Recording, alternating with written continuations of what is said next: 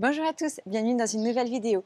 Aujourd'hui, je vais vous faire un tuto complet, donc toujours sur Figma, sur les composants, les variantes, les propriétés. Donc là, ça va être plus poussé et surtout, je vais vous donner une astuce, quelque chose vraiment à connaître. Bon, en fait, c'est vraiment indispensable à connaître, donc je vous montrerai ça à la fin. En tout cas, si tu es débutant et que tu aimerais apprendre à utiliser Figma rapidement, je t'invite à aller voir la formation que j'avais faite pour ça, donc qui est en lien dans la description. En fait, grâce à ça, ça va te permettre de gagner du temps dans ton apprentissage, plutôt que de naviguer sur YouTube, de perdre du temps à chercher vraiment différents tutos. Au moins là, en 4 heures, tu as un cours structuré, tu apprends toutes les fonctionnalités et hop, c'est bon, tu pars sur de bonnes bases. Et donc là, on va voir pour le tuto avancé sur les composants, les variantes, propriétés. C'est parti! Donc, allez, on commence. On va voir vraiment de A à Z.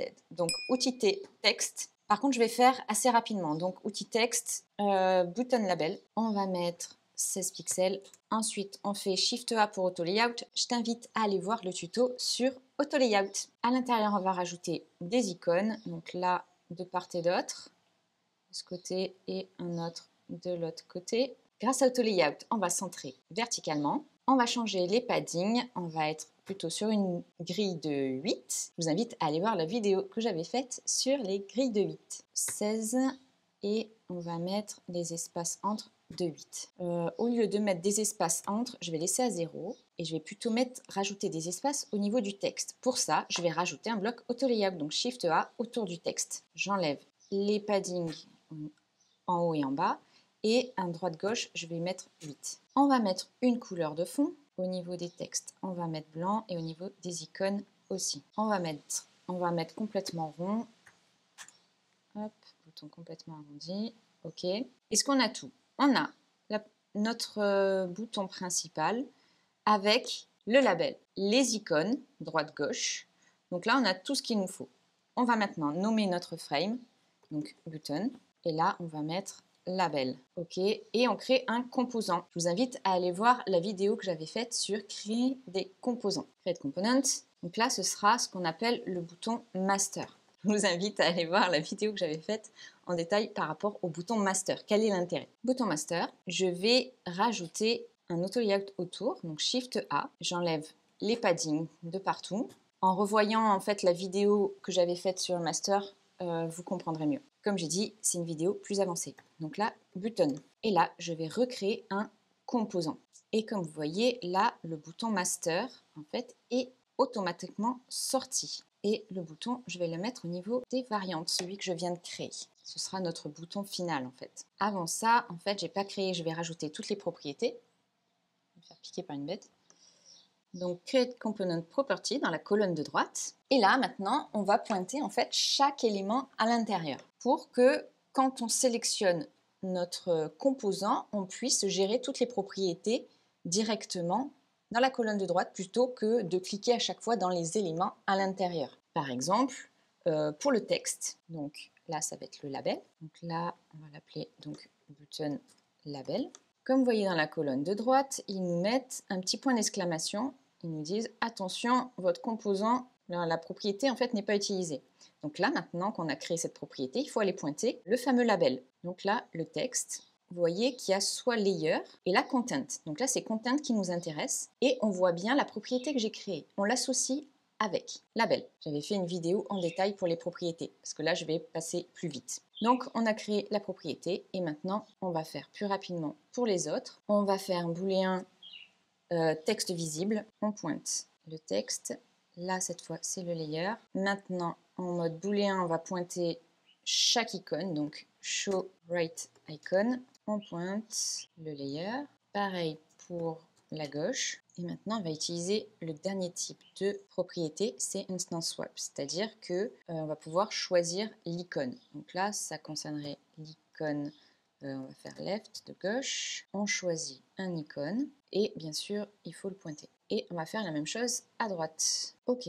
Donc, si on récupère donc, ce bouton, on va le retrouver normalement dans Assets. Le bouton Master, le bouton classique. Donc, notre bouton, hop, on le met là. Comme vous voyez, on a bien l'instance. Donc, si en changeant l'instance, on va voir ce qui se passe. Ici, on a bien l'ensemble des propriétés. Donc là, on va pouvoir changer le texte directement et mettre avec icône, sans icône, un icône et puis sans le texte. Ou alors, l'inverse, on va mettre que le texte. Ok, donc là, on est bon, on arrive à gérer les différents. Bien sûr, on peut aussi changer directement les icônes. Là, on est bon. On a bien notre bouton master qui est complet avec toutes les propriétés. Ensuite, on peut réorganiser. Par exemple, texte visible, hop, ensuite on associe les icônes, hop, comme ça. Quand on regarde ici, on a vraiment les différents éléments. Ok, donc maintenant, on va créer notre variante sur notre bouton. On voudrait créer la version over. Bien sûr, on peut mettre un auto layout sur le bouton master, Shift A, comme ça on peut gérer le positionnement des éléments. Et celui-ci, ça va être notre bouton over. On renomme, ici on va mettre state, donc pour l'état, et là ce sera l'état par défaut. Et on va le rajouter en fait un border, et surtout on va le mettre en extérieur. Ok, on a notre bouton over. Je vais rajouter un peu des marges pour que ce soit un peu plus aéré. Et on va créer notre composant interactif. Je vous invite à aller voir la vidéo que j'avais faite sur les composants interactifs.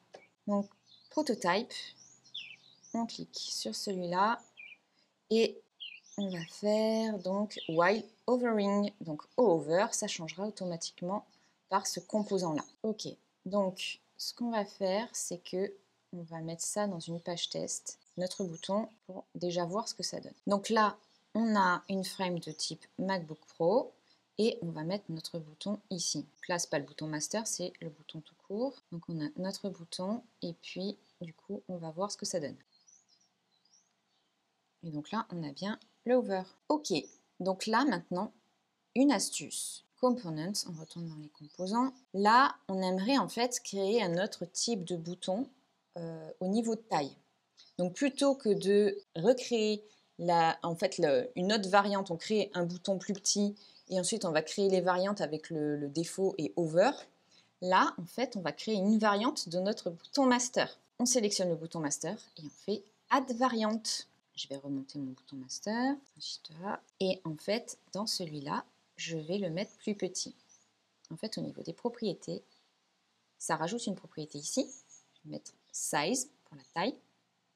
Et quand je sélectionne, donc celui-là sera défaut et celui-là, ce sera small. Et donc, je vais mettre les textes plus petits. On va mettre 14 et des icônes plus petits aussi, du 20. Et gérer les paddings différents. On va mettre plutôt 8. Ok. Donc là, on a bien notre deuxième bouton. On va tester ça. Et voilà, du coup, on a bien le composant interactif qui se répercute sur les variantes du composant master. Donc là, c'est vraiment super pratique pour après faire des composants plus complexes. Mais attention que ça ne vire pas à l'usine à gaz. Donc du coup, réfléchissez bien en amont par rapport à ce que vous voulez faire pour créer vos composants et que ce soit le plus simple possible. J'espère que ce tuto vous a plu et sur ce, je vous dis à la prochaine. Salut!